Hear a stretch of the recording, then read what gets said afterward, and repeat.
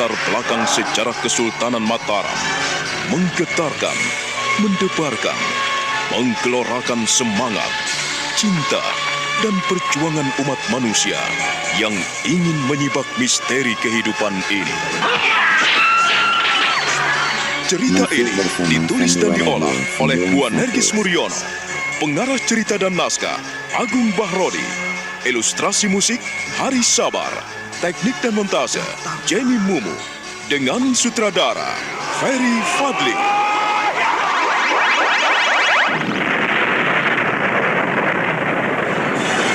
Kali ini mengetengahkan episode keempat dengan judul Geger Demak Bintoro.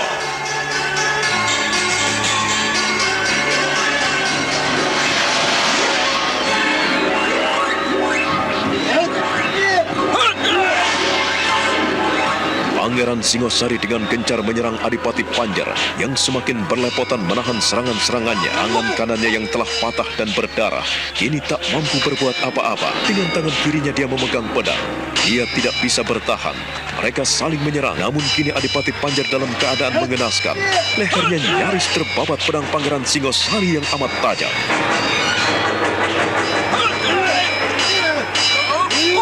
Mampuslah kau, tua bangka keparat. Bagus.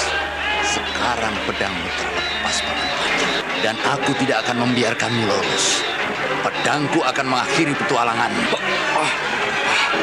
Ayo. Ayo, mau kemana kau? Aku benar-benar akan mengakhiri hidupmu, Adipati Panjar. Aku tidak akan pernah mengampunimu, karena kau telah membantu pemberontak. Kau, Pangeran Singosari. Bunuhlah aku. Jangan kau siksa aku seperti ini. Ya, aku memang akan membunuh dan aku akan mengakhiri petualangan.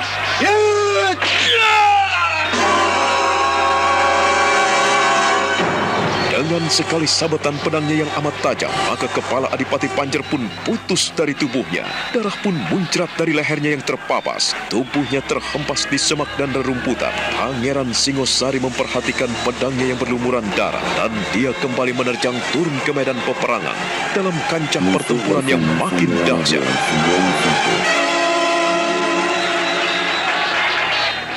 Sementara itu, di tempat lain, Pangeran Purboyo menghadapi Guntur. Mereka sama-sama mengadu kekuatan. Guntur yang memiliki tubuh tinggi besar dan kekar, menghadapi Pangeran Purboyo mengandalkan kecerdasan dan keterampilannya bermain pedang. Mereka saling menerjang dan saling membabatkan pedang. Kilatan-kilatan cahaya pedang sangat menyilaukan. Benturan-benturan senjata tajam itu menimbulkan percikan-percikan api yang mengerikan sekali. Pangeran Purboyo mencecar hebat, namun Guntur pun tak kalah hebat. Dia melenting, melompat, menghindar ke kanan ke kiri. Sabetan-sabetan pedang Pangeran Purboyo, bahkan pedangnya yang sangat tajam, seringkali mengenai sasaran, sehingga beberapa bagian pakaian Pangeran Purboyo robek.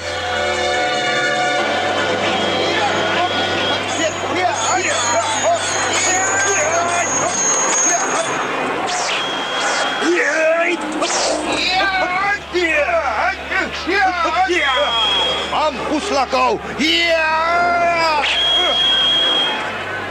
Jangan lari!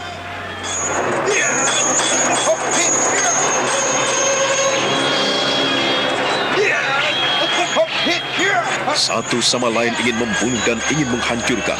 Tetapi kedua-duanya pendekar yang amat tangguh. Guntur dan Pangeran Purboyo saling menghantam, saling membabat. Pangeran Purboyo melakukan taktik mundur dan terus mundur, mencari tempat berlindung yang lebih baik. Sementara Guntur tidak memberikan kesempatan.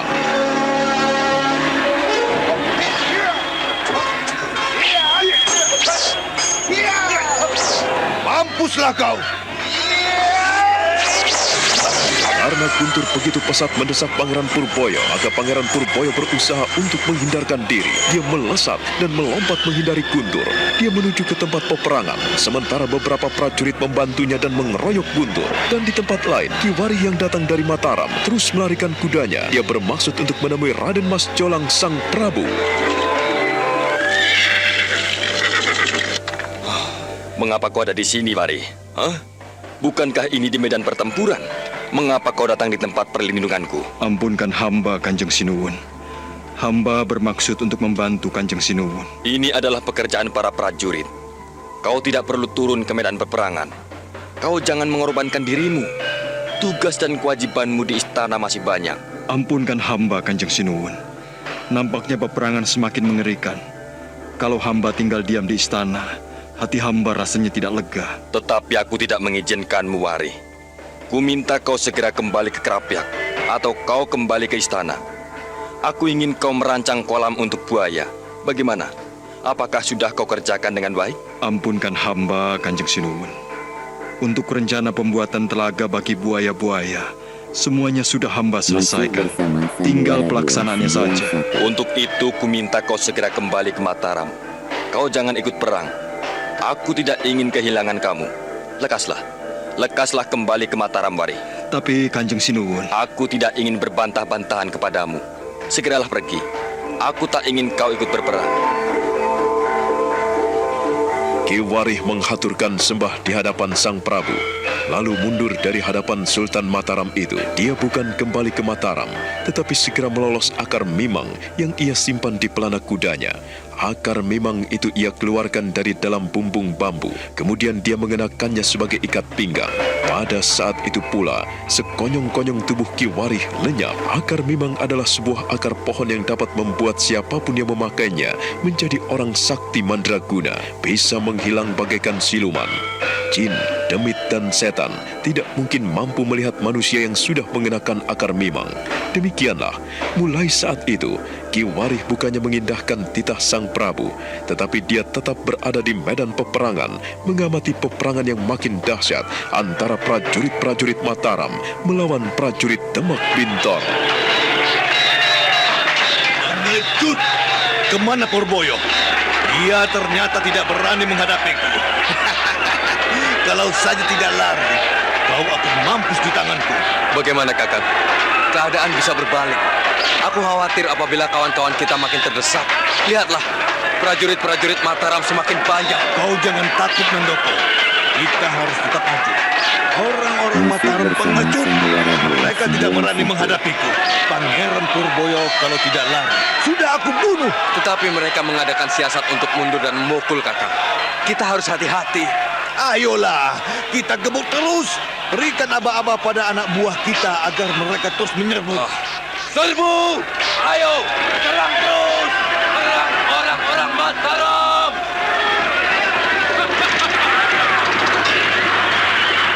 Sementara itu, Patih Gending yang merasa di atas angin mencoba mencari tempat yang lapang. Dia memang dendam sekali pada Pangeran Mangkubumi. Adegan kejar-mengejar pun kini sampai di sebuah tempat yang cukup luas, di mana ada padang rumput yang dikelilingi oleh pohon-pohon yang lebat.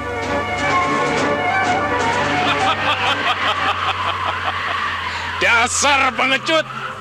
Kau akan lari kemana, Paman Gending? Huh. Dua bangka kepara tak tahu diri. Mau kemana kau? Mangkubumi, Mangkubumi. Jangan merasa bangga, jangan sombong. Aku lari bukannya menghindarkan dirimu. Bukan, Mangkubumi. Tetapi lihatlah, aku telah mendapatkan tempat yang lapang supaya pertemuan kita ini tidak diganggu oleh siapapun juga. Sekarang marilah kita berlaga. Kita tunjukkan siapa yang kuat, siapa yang dikjaya. Ayo majulah, Mangkubumi. Hunus pedangmu dan kita saling mengerahkan kemampuan kita. Hayolah. Aku telah menghunus pedangku yang masih bernoda darah prajurit-prajurit Mataram. Sekarang cabutlah dan kita berlaga, Mangkubumi. Jangan tanggung-tanggung lagi. Pantang bagi Patih Gending untuk menghindari peperangan. Hayo, cabutlah pedangmu dan jangan ragu-ragu. Bagus sekali. Hayo, kita telah mendapatkan tempat yang lapang dan kau ternyata memenuhi ajakanku. Bagus. Hayo, mari Mangkubumi. Kita berlaga sebagai para pendekar. Paman Gending, kau seorang prajurit. Aku pun prajurit. Seorang prajurit, dia akan memilih dua pilihan, mati atau hidup. dibunuh atau membunuh. Ayolah, jangan banyak bacot. Majulah, majulah Mangkubumi. Aku tetap siap.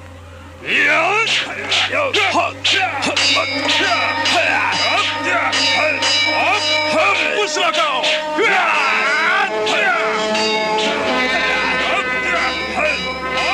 Patih Gending benar-benar menunjukkan kemampuan dan keterampilannya memainkan pusakanya. Pedang di tangannya seakan-akan berubah menjadi sinar putih yang berkulung-kulung yang menyabet ke kanan ke kiri, ke atas dan ke bawah. Mencecar terus, menghajar Pangeran Mangkubumi yang berlepotan menahannya. Pangeran Mangkubumi benar-benar terkejut melihat permainan pedang Patih Gending yang luar biasa. Dia melompat mundur beberapa tindak. Mengapa kau mundur, Mangkubumi? Kau heran apabila Gending bisa memainkan pedang dengan bagus? Ayo. Kuakui, kau memang hebat, Paman Gending. Tetapi, aku tidak akan mundur selangkah pun. Kau hanya sombong dan banyak mulut. Tidak akan mundur, tetapi kau telah melompat 3 tombak dari depanku. Ya. Ya.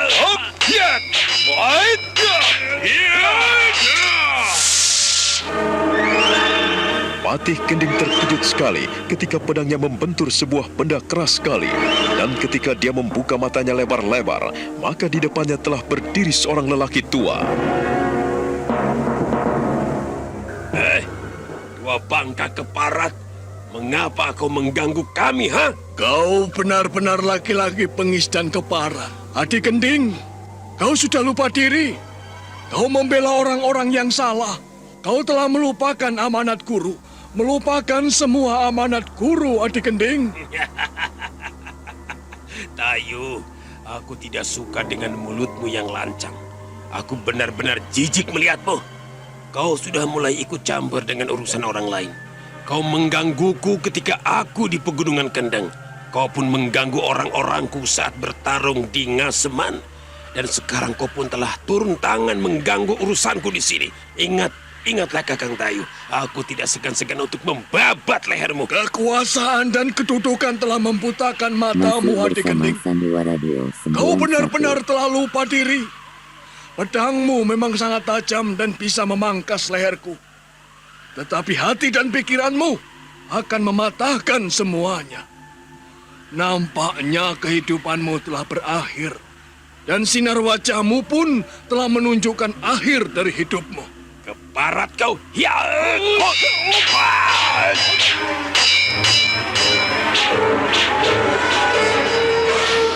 Patih Gending sudah tidak sabar lagi. Dia mengamuk dan menyabetkan pedangnya yang amat tajam. Gulungan-gulungan sinar pedangnya amat menyilaukan. Kitayu meladeninya dengan baik sekali. Orang tua itu dengan lincah dan ringan sekali melompat-lompat, melenting-lenting, dan berjumpalitan di udara. Dia mengakui kemampuan bermain pedang adik seperguruannya itu semakin tangguh dan luar biasa. Beberapa kali sabetan pedang Patih Gending hampir membabat lehernya.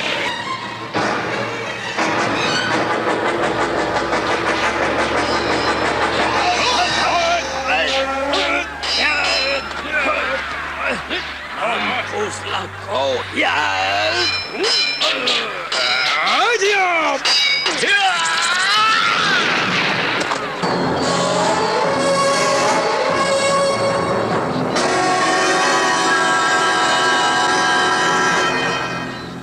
Kitayu terkejut sekali ketika muncul seorang pemuda tinggi besar di depannya. Pemuda itu telah melontarkan tenaga dalamnya hingga dapat mematahkan serangannya yang dilancarkan pada Patih Gending. Dan dia tidak asing lagi dengan pemuda itu. Dia pun tersenyum menyeringai sambil menyilangkan kedua tangan di dadanya. Oh, rupanya kau Kolocok. Ingatanmu cukup tajam. Eyang Tayu, seharusnya kau tidak perlu ikut campur urusan kami. Mengapa kau datang juga di tempat ini? Aku tidak akan pernah membiarkan kebatilan melanda dunia. Aku tidak akan membiarkanmu mengobrak-abrik Mataram. Dan komplotanmu itu pun akan kubabat habis. Bagus, bagus sekali. Eyang Tayu, Ternyata kau masih memiliki taring. Tetapi kau jangan sombong apabila bisa mendesak Paman Gending. Hadapilah aku, Kala Cokro. Bersamaan dengan itu, Kala Cokro menyilangkan kedua tangannya di depan dada, lalu mendorongnya perlahan-lahan dan bergetar hebat. Bibirnya komat kamit mendesis-desis membaca mantra. Kitayu pun melakukan hal yang sama, dan dia meraba ujung bajunya. Dari pangkal lengannya, dia menarik sesuatu, dan muncullah benda yang amat mengerikan.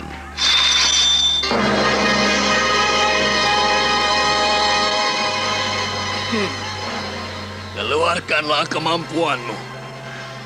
Aku akan menghadapinya. Nampaknya senjata rahasiamu itu luar biasa, Yang Tayu. Dan aku tidak akan membiarkanmu hidup.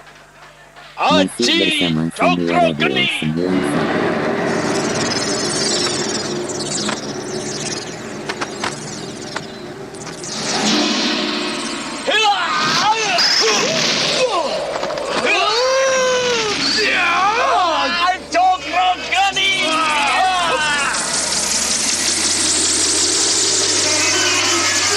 Dalam beberapa saat kemudian, terjadilah pertarungan yang hebat. Kala Cokro melontarkan ajian Cokro Geninya yang berupa lingkaran-lingkaran bola api yang menghantam ke tubuh Kitayu. Tetapi Kitayu yang telah menghunus Kiai Pedang Kangkam sudah memiliki benteng yang amat kuat. Ia bisa menangkis serangan-serangan itu, hingga serangan Kala Cokro pun membentur udara kosong. Pohon-pohon yang terkena serangannya roboh berantakan. Sementara itu, Pangeran Mangkubumi telah mengejar Patih Gending, dan mereka pun kembali bertarung semakin seru.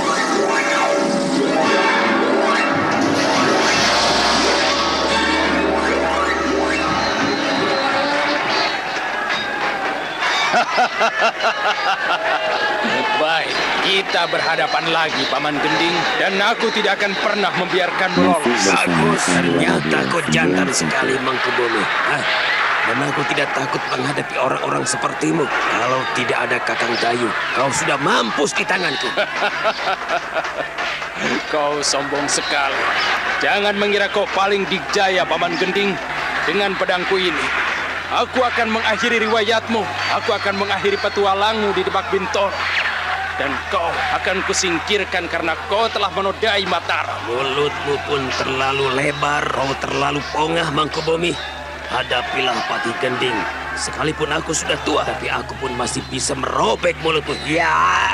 Masih bersama Sandiwara Duo 91. Perkelahian antara Patih Gending dan Pangeran Mangkubumi makin sengit. Mereka saling menghajar, saling menyabetkan pedang, dan benturan-benturan senjata tajam itu memercikan api yang mengerikan. Percikan-percikannya mampu menghanguskan tumbuh-tumbuhan yang tersambar di sekelilingnya. Hingga suatu saat, Pangeran Mangkubumi mendapatkan kesempatan yang indah sekali.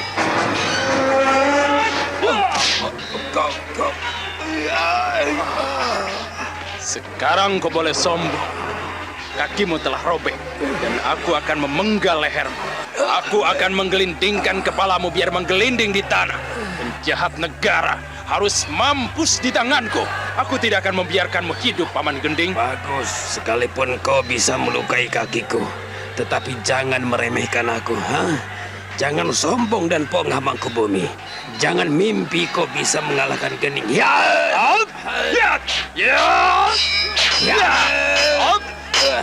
Awas kau, mampuslah kau. Setelah Pangeran Mangkubumi melompat ke udara dan menghunjamkan pedangnya ke leher Patih Gending, maka lelaki tua itu tak mampu berkutik lagi, tak mampu memengkik lagi, bahkan tak mampu menjerit lagi. Lelaki tua itu kepalanya menggeletak di tanah oleh sabetan pedang Pangeran Mangkubumi yang amat dahsyat. Pedang Pangeran Mangkubumi berlumuran darah, dan dia tancapkan di tanah, sementara kaki kirinya menginjak dada mayat Patih Gending. Dari penggalan pedang di leher itu, maka muncratlah darah berhamburan kemana-mana. Tangan dan kaki Patih Gending berkelojotan di tanah. Kepalanya terpental jauh dari tubuhnya. Matanya terbuka lebar dan mulutnya mengeluarkan darah.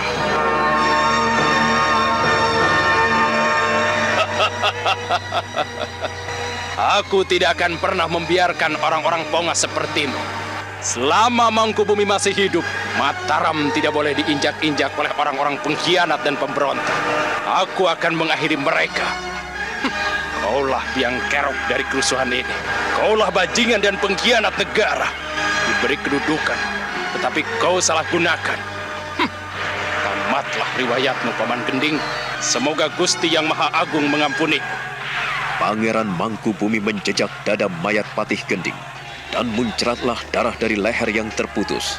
Sementara tak jauh dari Pangeran Mangkubumi berdiri Kolo Cokro dan Kitayu masih bertarung hebat. Mereka masing-masing ingin merumpuhkan dan mereka ingin menghancurkan satu sama lain. Kolo Cokro masih mengobrol dengan ajian-ajian cokro geninya yang mengerikan dan dahsyat sekali. Tumbuh-tumbuhan dan rerumputan yang ada di sekelilingnya telah hangus terbakar. Tetapi Kitayu bukanlah lawan tanding yang enteng. Dia masih mengamuk dengan pedang kangkamnya.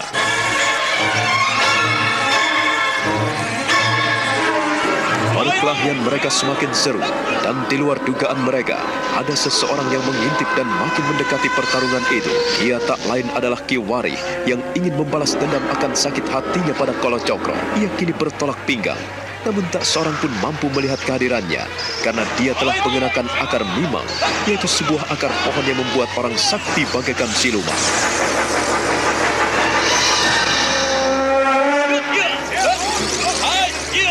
Aku akan mempermalukanmu. Aku akan memotong auratmu, Kolo Cokro. Jangan mengira kau sakti mandraguna. Jika Yang Tayu belepotan dan kewalahan, maka aku akan membantunya. Lihatlah ini, Ki Warih akan bicara dengan caranya sendiri. Hup!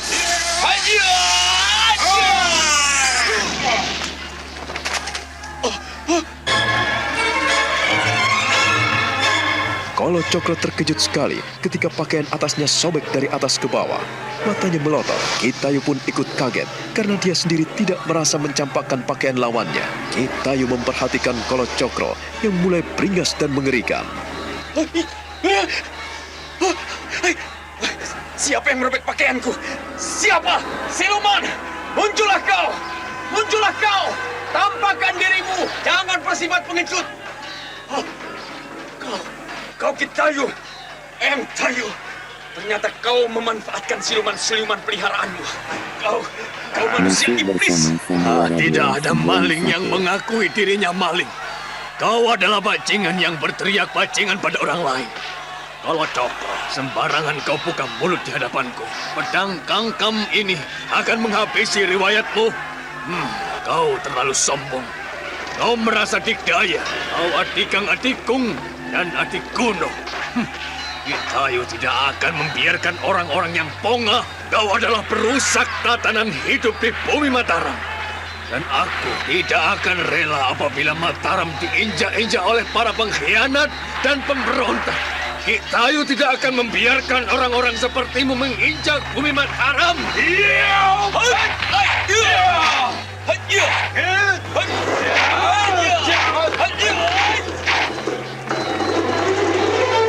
Perkelahian semakin dahsyat sekali. Kolo Cokro menghindari sabetan-sabetan pedang kangkam yang dilancarkan Kitayu bagaikan orang kesetanan. Tetapi lelaki tua perkasa itu tidak pernah mengenal lelah.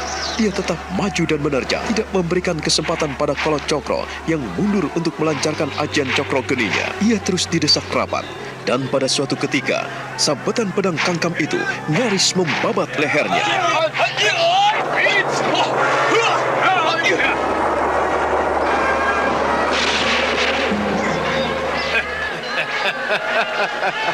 Jangan mundur, Kolo Cokro. Jangan mundur. Terimalah pusakaku ini. Biarlah ia bermandikan darah. Aku akan menyembelihmu. Aku tidak akan membiarkanmu berpongah-pongah di sini. Ayo, jangan mundur.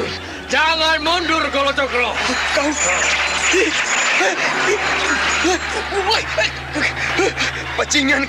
Bajingan kau Kitayu. Jangan menggunakan setan dan siluman. Jangan menggunakan demit di sini. Kau telah merobek-robek pakaianku hingga aku hampir telanjang. Aku memang akan menelanjangimu, Kolo Cokro. Aku akan membuatmu malu di depan orang-orang Mataram. Bahkan orang-orang pun akan mentertawakanmu.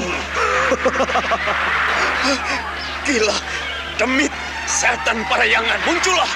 Hadapi Kolo Cokro. Jangan bermain kucing-kucingan. Setan alas, munculkanlah dirimu. Oh, Kitayu, jangan menggunakan demit-demit elek. Jangan menggunakan setan parayangan untuk memalukan orang. Kau memang layak dipermalukan, Kolo Cokro. Kau memang pantas dibikin malu di depan orang-orang Mataram. Kitayu, kalau kau tidak menghentikan perbuatan iblis-iblismu dan demit-demitmu yang kau suruh merobek pakaian, maka aku tidak segan-segan untuk membunuhmu. Jangan hanya omong besar, Kolo Cokro. Jangan hanya besar mulut. Kalau kau ingin membunuhku, ayo bunuhlah. Kitayu tidak akan pernah mundur menghadapi siapapun. Ayo majulah. Sejak tadi kau ingin membunuhku. Sejak tadi kau ingin menghancurkan Kitayu. Tapi sekarang ayo. Kitayu telah membuka dada lebar-lebar. Pilih kepalaku, dadaku, atau apapun dari bagian tubuhku. Pilihlah yang empuk atau yang keras. Ayo. Aku sudah tua, Kolo Cokro. Aku sudah bosan untuk hidup di dunia ini. Kalau kau ingin mengambil nyawaku, aku berikan semuanya. Kitayu tidak akan pernah menyerah. Kau bersama demit-demit elek. Aku akan mengakhiri petualanganmu, Eyang Tayu. Mentang-mentang kau punya banyak siluman, lalu kau ingin mempermalukan aku. Haji Cokro Geni.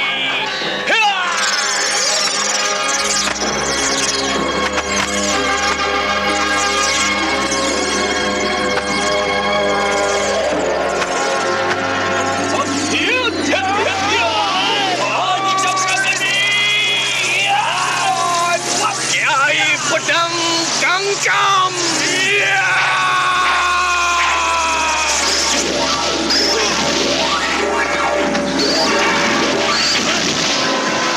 Kolo Cokro semakin membabi buta.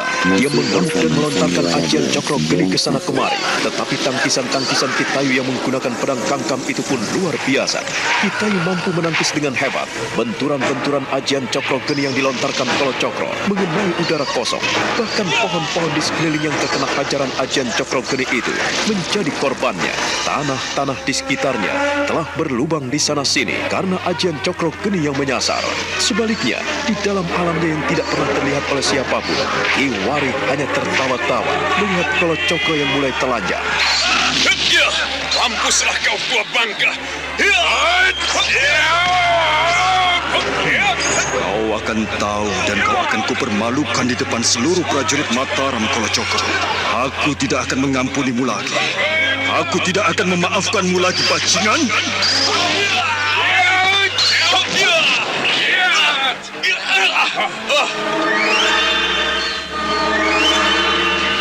Kolo Cokro terkejut sekali ketika tiba-tiba seluruh pakaian yang menempel di tubuhnya kini lenyap. Seluruh pakaiannya kocak masai dan terlepas dari badannya. Kini Kolo Cokro dalam keadaan telanjang bulat. Dengan tangan kirinya, dia menutupi auratnya. Sementara tangan kanannya masih menyelang di dada untuk menekan ajian Cokro Geni. Kitayu terbengong-bengong. Dia juga tidak percaya apa sebetulnya yang telah dialami oleh musuhnya. Laki-laki edan, kau benar-benar gila. Kaulah yang sinting, pemberontak, kau telanjang bulat di depanku. Kau sudah gila, kaulah yang edan. Kitayu, aku tidak akan melupakan. Kau telah mempermalukan aku. Jangan curang. Masih bersama Ayo Sandiwara suruhlah Radio keluar siluman-siluman yang 91. telah mengeroyok. Kau telah dibantu oleh demit, setan parayangan dan jin. Mereka telah mengoyakkan pakaianku hingga aku telanjang. Dan aku tidak akan membiarkanmu hidup. Haji Kolo Cokro! Cokro Geni!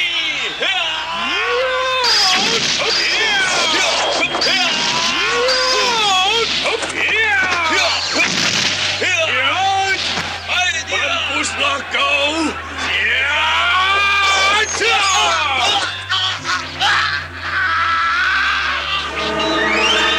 Kolo Cokro melompat 3 tombak dari depan Kitayu. Dia tidak percaya bahwa auratnya telah lepas, terbabat oleh sebilah pedang. Tetapi aneh, dia tidak melihat pedang Kitayu berlumuran darah. Kitayu pun terbelalak melihat aurat Kolo Cokro yang terlepas dari badannya. Darah bercucuran dan muncrat ke sana kemari. Kolo Cokro sungguh malu dan merintih kesakitan menahan auratnya yang telah putus. Sementara itu, di alam siluman, Ki Wari hanya tertawa-tawa menyeringai karena balas dendamnya kini telah terobati. Sekarang mampuslah kau. Aku telah memutuskan auratmu. bajingan keparat yang telah menghancurkan rumah tanggaku. Kini kau akan mampus. Kini kau tidak mampu mengumbar hawa nafsumu lagi, Kolocokro. Aku telah puas membuatmu menderita seumur hidup. Kau tidak akan pernah mengganggu istri orang lagi. Selamat mengembara dengan auratmu yang buntung, Kolocokro. Kau benar-benar laki-laki bajingan. Tua bangga keparat. Kau telah memotong auratku. Kolocokro, alat kelaminmu telah putus. Pantas bisa untuk menjadi raja pelut. Tapi aneh, siapa yang telah memotong auratmu? Sedikit pun pedang kangkam tidak menyentuh tubuhmu. Seandainya menyentuh pun tidak mempan. Tetapi siapakah sebetulnya yang ada di balik semua ini?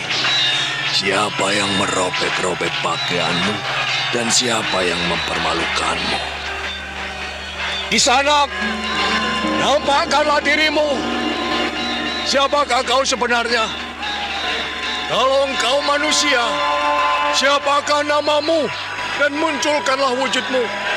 Apabila kau setan, demit atau jin perayangan, tolong nampakkanlah wujudmu di depanku.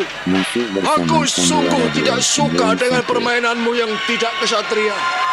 Kau telah ikut campur dalam pertarunganku melawan Kolocokro. Kau telah memutus auratnya dan ia pergi dari hadapanku dengan malu. Kitayu menoleh ke kanan ke kiri, melihat ke atas dan memeriksa daerah sekeliling di mana tempat dia bertarung melawan Kolocokro. Tak ada siapapun, tak ada jawaban. Yang ada hanyalah bangkai Patih Gending yang sudah kaku dengan darah yang mulai mengering. Sementara pakaian Kolocokro yang koyak dan auratnya yang terlepas tinggal di atas tanah. Dia tidak melihat seorang pun di sana. Kemudian Kitayu memeriksa pedangnya sekali lagi. Tiada noda darah. Kemudian dia melekatkan pada lengannya. Maka pusaka itu pun lenyap, menyatu dalam tubuhnya. Perlahan-lahan dia bersidakap dan menyilangkan kedua tangannya di depan dadanya. Matanya terpejam, bibirnya komat kamit membaca mantra. Di sana aku mohon nampakkanlah dirimu. Apabila kau sakti mandraguna, tunjukkanlah wadakmu kepadaku. Dan kalau kau ingin bertanding melawanku, aku pun bersedia melayanimu. Aku sungguh tidak suka dengan perbuatanmu yang pengecut. Kau telah membuat musuhku malu di depanku. Ayo, nampakkanlah dirimu apabila kau berwujud jin, setan atau perayangan. Sebutkanlah namamu dan muncullah di depanku. Aku adalah manusia biasa yang tidak berguna, Eyang Tayo. Akulah yang memotong aurat Kolocokro. Karena ia sering merusak dan menghancurkan rumah tangga orang lain. Ia sering merusak para perawan dan ia tidak tahu aturan. Aku sengaja mempermalukannya di depanmu. Janganlah engkau dendam kepadaku. Dan janganlah kau ingin melihat tubuhku. Kisanak, siapakah namamu? Aku ingin melihat wajahmu. Tunjukkanlah di depanku. Seandainya aku menampakkan diriku di depanmu, semuanya itu pun sia-sia, Eyang Tayo. Aku senang sekali karena masih ada orang-orang sakti mandraguna yang berhati mulia sepertimu. Aku berterima kasih kepadamu karena melihat mayat-mayat mengkhianat terkapar di depanku. Biar Mataram tidak dinodai oleh orang-orang yang najis dan haram. Kisanak, sepertinya aku mengenal suaramu.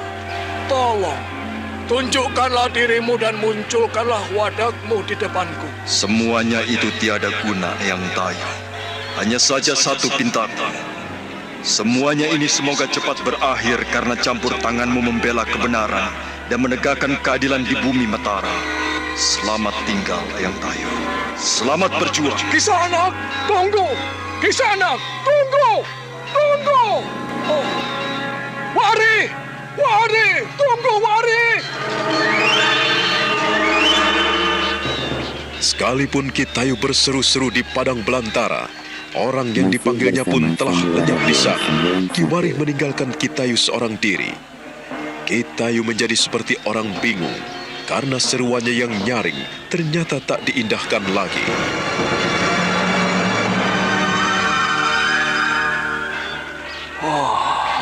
Aku tidak salah dengar.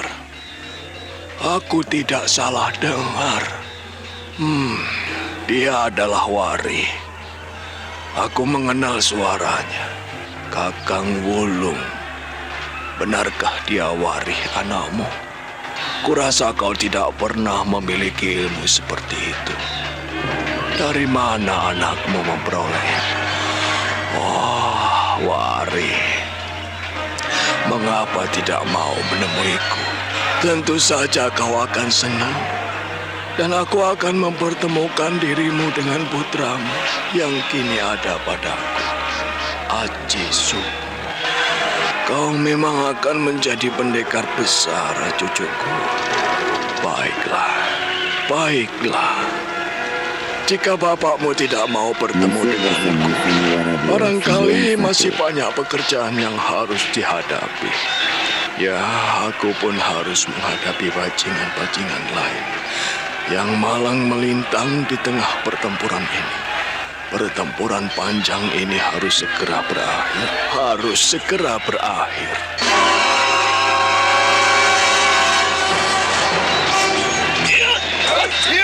Kau pengkhianat negara. Aku akan membunuhmu. Ternyata pangeran-pangeran Mataram pengecut. Kau tidak pantas menjadi pangeran Pringgoloyo. Majulah kalian berdua. Purboyo, Pringgoloyo, majulah. Aku akan menumpas kalian. Sombong sekali kau, Guntur.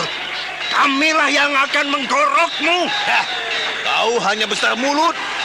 Kau telah lari dari hadapanku. Jangan kira Kang Mas Purboyo menghindarimu. Pringgoloyo tidak akan membiarkanmu.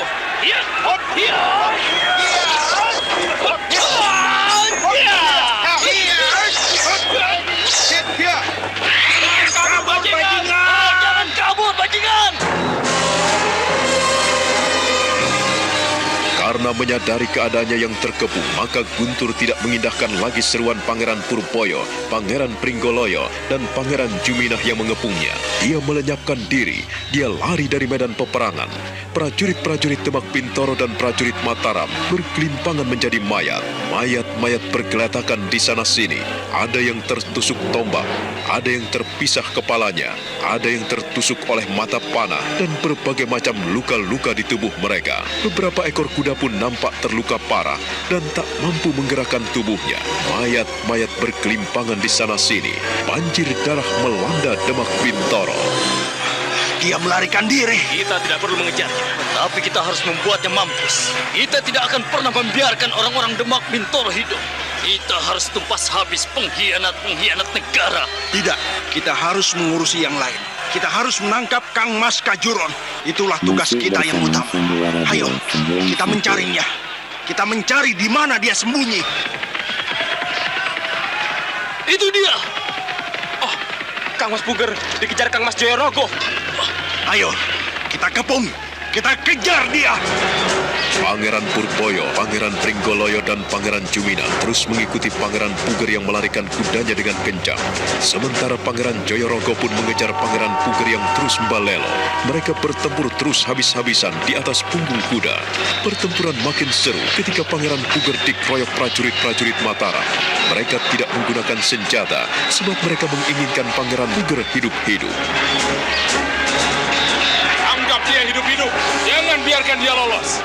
Kepung, perketat barisan. Jangan biarkan dia meloloskan diri. Ayo, cepat, tangkap dia. Jangan biarkan dia meloloskan diri.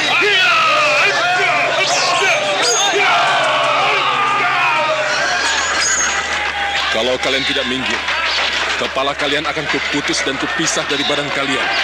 Ayo, majulah. Mengapa kalian tidak berani menyerangku? Ayo, tangkaplah aku. Majulah satu persatu. Atau kalian maju bareng. Royoklah Puger. Royoklah Kental Kajuron. Dan aku akan membinasakan kalian. Menyerahlah kau Kental Kajuron. Kalau kau tidak mau menyerah, maka kau akan mati. Pak Mangkubumi, aku tidak akan pernah membiarkan orang-orang yang tidak berhak duduk di singgasana Istana Mataram. Kental Kajuron, turunlah dari kudamu dan menyerahlah. Kalau kau tidak mau menyerah, maka kau akan dipermalukan di Mataram. Kami akan menangkapmu hidup atau mati.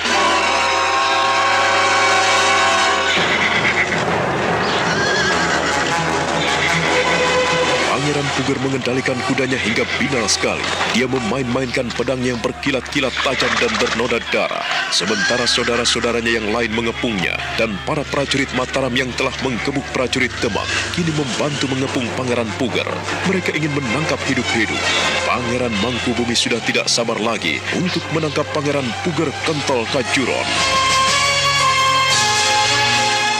Nah, apakah Pangeran Puger akan tertangkap? Saudara pendengar, silakan menunggu seri berikutnya dalam serial Wahyu Astabrata ini. Sampai jumpa.